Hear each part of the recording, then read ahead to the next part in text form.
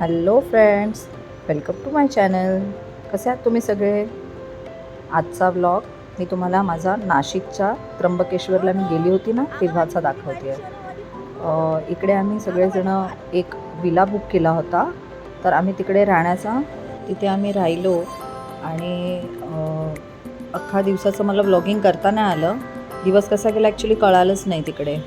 आणि सकाळी आम्ही मंदिरामध्ये दर्शन घेण्यासाठी लवकर उठलो, लवकर गेलो, कारण तिकडे फार गर्दी असेल असं आम्हाला वाटलं.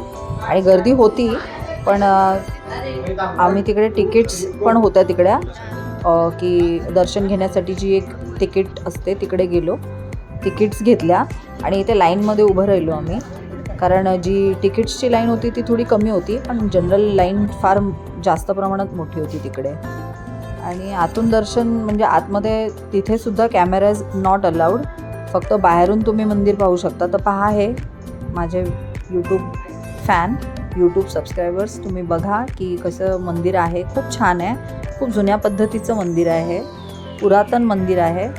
आणि इकडे दर्शन घेतल्यावर आम्ही जरा असं इकडे फोटोशूट वगैरे करत होतो. हर हर महादेव तुम्हा सर्वांनासुद्धा. ओम नमः पार्वती पतये, हर हर महादेव. फार फार फार छान ज्योतिर्लिंग आहे, तुम्ही मस्ट या इकडे. नंतर आम्ही आलो विलावर परत, आणि हा आमचा थोडा रिलॅक्स मूड होता दुपारी. इथे आम्ही, माझ्या मुली इथे मस्त, इथे झोपाळा वगैरे होता, तिथे मस्त बसल्या होत्या. आम्ही जेवणाची वाट बघत होतो. ॲक्च्युली खूप भूक लागली होती, कारण आम्ही बऱ्याच वेळानंतर इकडे आलो. मध्ये मला बोलायला नाही मिळालं, व्लॉग्स करायला नाही मिळाले कारण. आणि हा बघा, ह्याला पण भूक लागली आहे, कोकोलासुद्धा.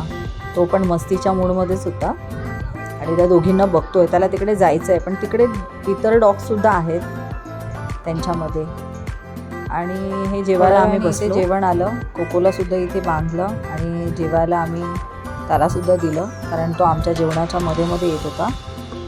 आणि आम्ही सगळे मग इथे असे मस्त बसलो, गरम गरम जेवण आलं आणि अगदी गावच्या पद्धतीचं गावरान जेवण आम्ही जेवलो. मुंबईत आपण तर जेवतोच नेहमीचं जेवण, पण इकडे कसं आम्ही पिठलं, भाकरी, वांग्याचं भरीत, हे असे म्हणजे गावाकडचे प्रकार, ठेचा, हे असे आम्ही गावाकडचे प्रकार जरा इकडे खाल्ले. मुलांना पण, माझ्या मुलींना पण या गोष्टींची माहिती असावी म्हणून. मी घरी बनवते, पण त्या घरात एवढं फारशा आवडीने खात नाहीत, पण इकडे आल्यावर त्यांनी ते टेस्ट केलं आणि आवडलं, त्यांना खातात. हा बघा विलाच्या आजूबाजूचा परिसर अतिशय छान होता, शांत आहे इकडे, आणि डोंगरावर आहे आणि एकदम असं रिलॅक्स होऊ आपण असं वातावरण होतं इथे. खूप शांतता आणि झोप येत होती मला तर तिकडे, कारण जेवलो सकाळी लवकर वगैरे, उठून सगळं आवरलं. आणि आता थोडं म्हटलं दुपारी जरा फेरफटका मारलं इकडे तिकडे, पण मला झोप यायला लागली. कोको पण असा एकदम कंटाळा होता. नंतर सकाळी एकदम एनर्जीने त्याने मस्ती केली आणि नंतर तो पण थोडा शांत झाला दुपारी. आजूबाजूचा परिसर खूप सुंदर आहे, इकडे बघण्यासारख्या बऱ्याच गोष्टी आहेत नाशिकला सुद्धा. पण आम्ही फक्त ज्योतिर्लिंग देवदर्शनासाठी आलो म्हणून आम्ही इथे तिथे जास्त फिरलो नाही. जवळपास फक्त थोडं मार्केटला जाऊन आलो. कोको पण डोंगरावर चढला, तिकडे छोटासा मिनी डोंगर आहे आजूबाजूला. प्राणी म्हटलं त्याचं तो बिहेव म्हणजे तसं करणार, मस्ती तर करणार. वेळ आम्ही कोकोला फॅमिली टाईम घालवला. संध्याकाळ झाली, आम्ही फॅमिलीसोबत, माझ्या मुलींसोबत थोडी मस्ती करत होते.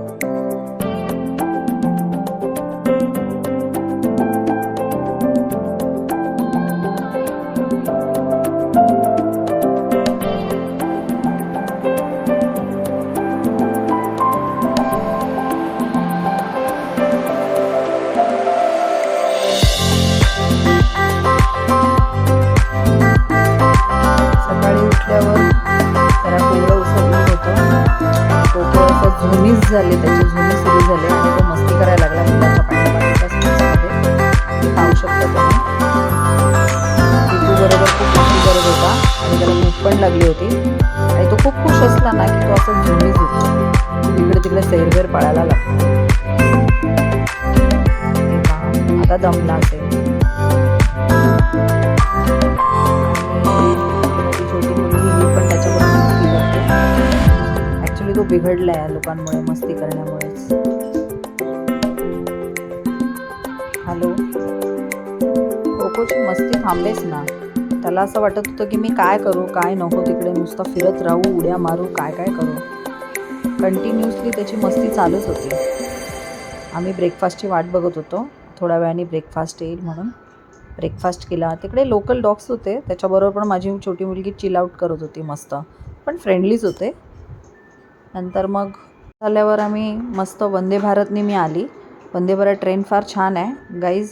माझ्या ब्लॉगला लाईक, शेअर अँड कमेंट नक्की करा. मी न्यू ब्लॉग स्टार्ट केलेत. जर काही तुमच्या कमेंट्समध्ये मला नक्की सांगा.